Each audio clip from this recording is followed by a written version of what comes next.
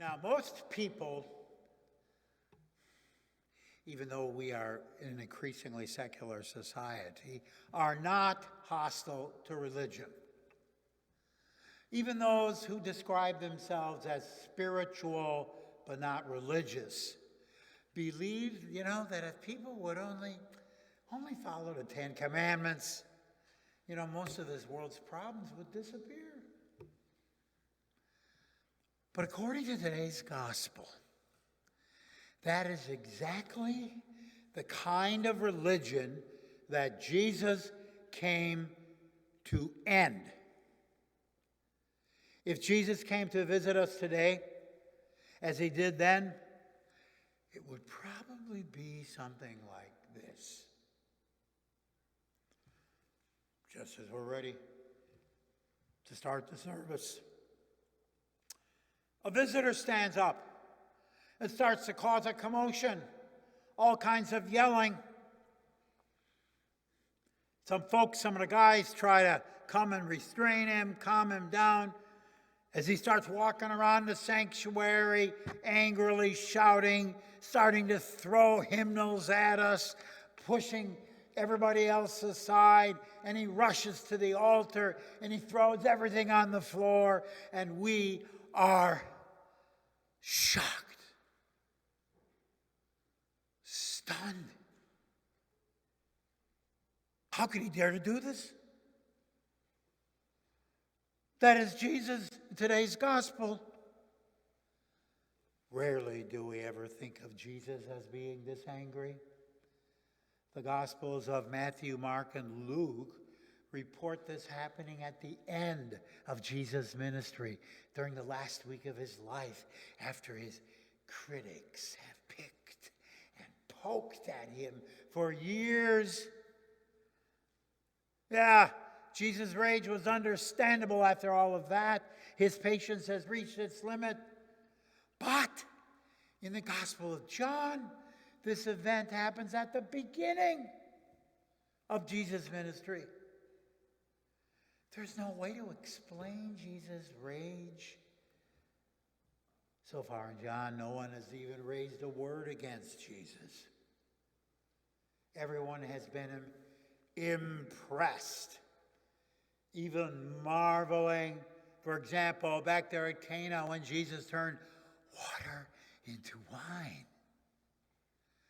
But now, he stands there in the temple, burning with white-hot fury, whip in hand, kicking over the tables, squawking birds set loose, and slinging coins everywhere.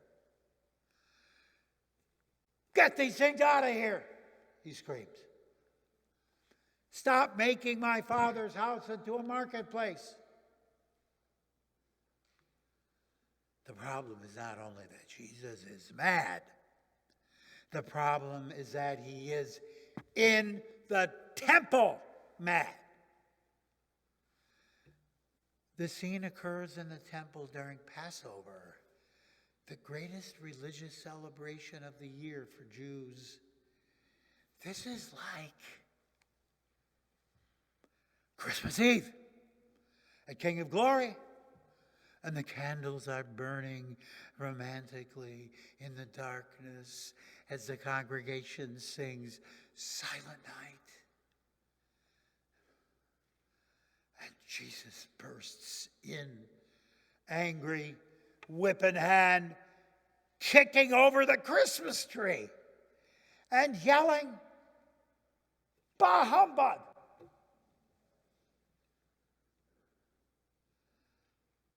That day in the temple, Jesus did not complain about all those sins you commit, like adultery or stealing or covetousness and, things that you'd expect him to complain about.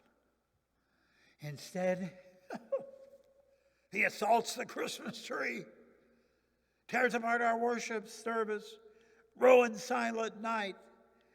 He attacks our religion. Oh, we would be okay with attacks, on those bad Pharisees and their legalism, and those horrible scribes for their snobbishness, and the crooks for their thefts, and the criminals for their violence, and the rich for their greed. But here he barges in and attacks us. And here we are. I don't get it. We got out of bed this morning to come to church. Inconvenienced our daily schedule, and he attacks us. Oh, Jesus, did you notice? We make pledges to support our church with money. And Jesus is upset with us? It's like he doesn't want it? You know, what about all those who are still sleeping in? You know who they are. They never darken the door of the church, let alone open their wallets to help anyone.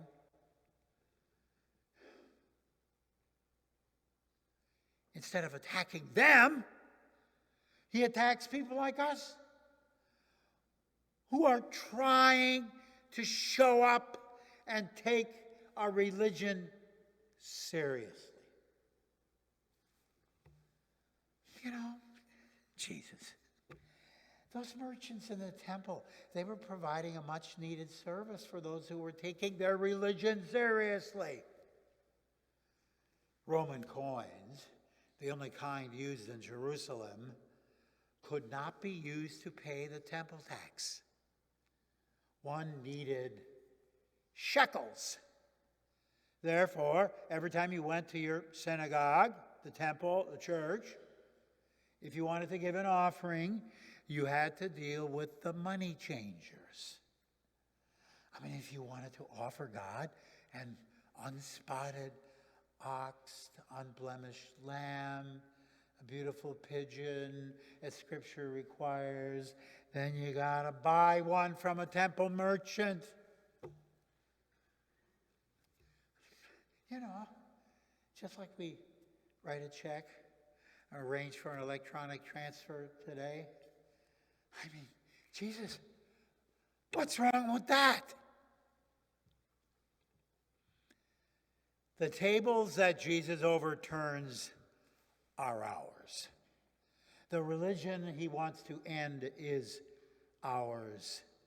Jesus' holy outrage reminds us that we cannot reduce our relationship to God, the God of the universe, to the level of a business transaction.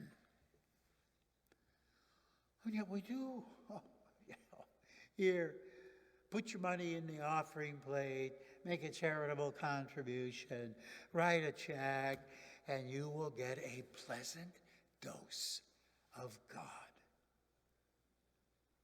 Our society has problems. We convince ourselves that the solution is simple. Just be more religious. Just follow the Ten Commandments. They make sense. It pays to do what is right. Don't commit adultery. Don't steal. Don't lie. And if we do these things, yes, God will reward us with happiness. Clean hearts. You know, even the pastor falls into this trap. I too like religion. I want people to come to me with their problems so I can feel important and needed. And then someone says, Pastor, I've got this problem in my life. I got to make this difficult decision. Do you think I've done the right thing? Have I made the right decision? Oh, and it's so tempting for me to respond. Oh, sure. You've probably done that right. After all, you're a good person, and I've made them feel happy, given them their daily dose of God. So often when we come to church, there is no sense of being on sacred ground.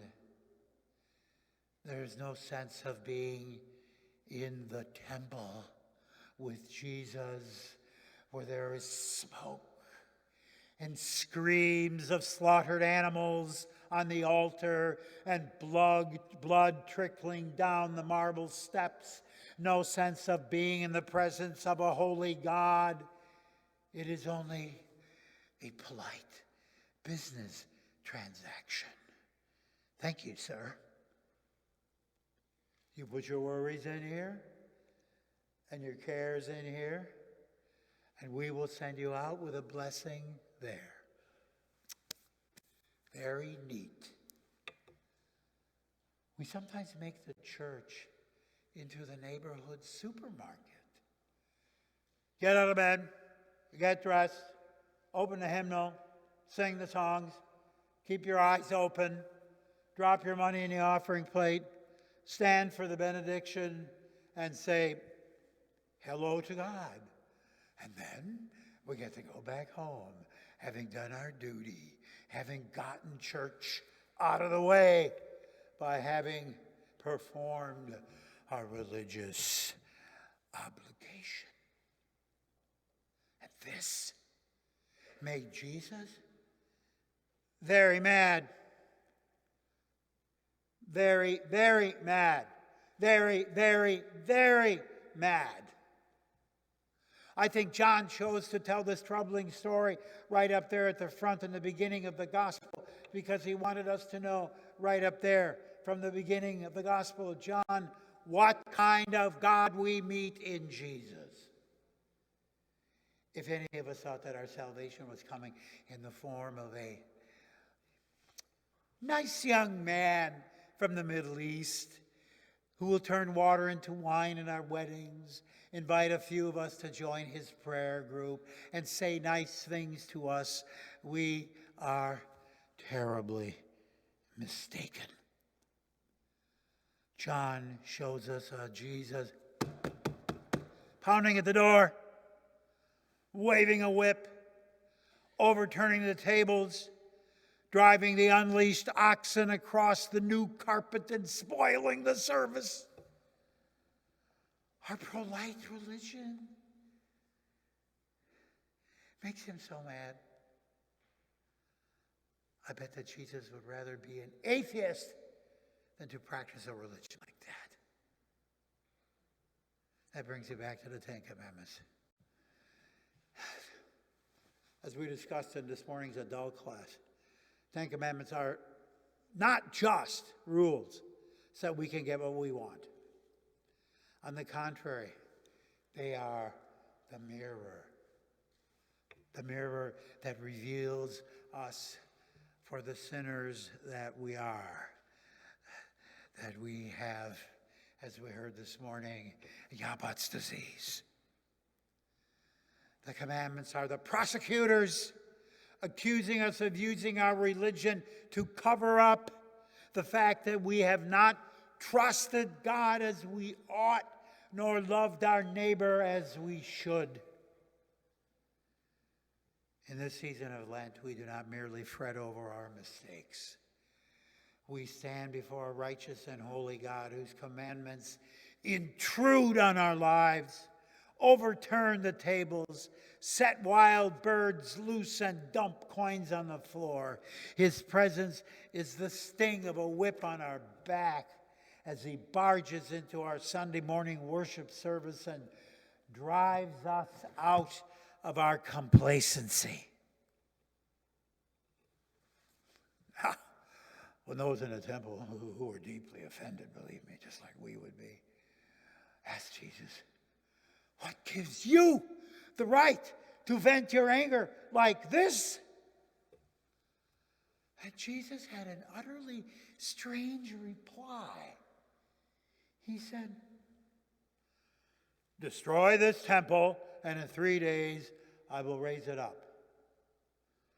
Oh, and the crowd there said, 3 days? Jesus, come on. It has taken us 46 years to build this temple.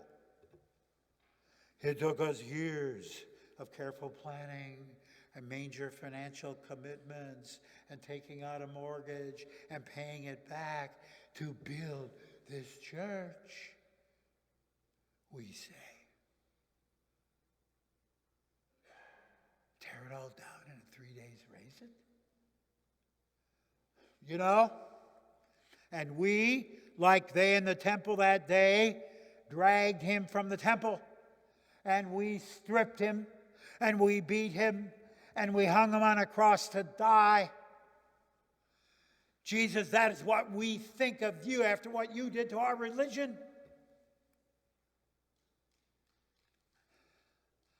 But 3 days later, when he burst forward from his tomb and kicked down the doors of death, we remembered what he said to us that day in the temple, that Sunday in church.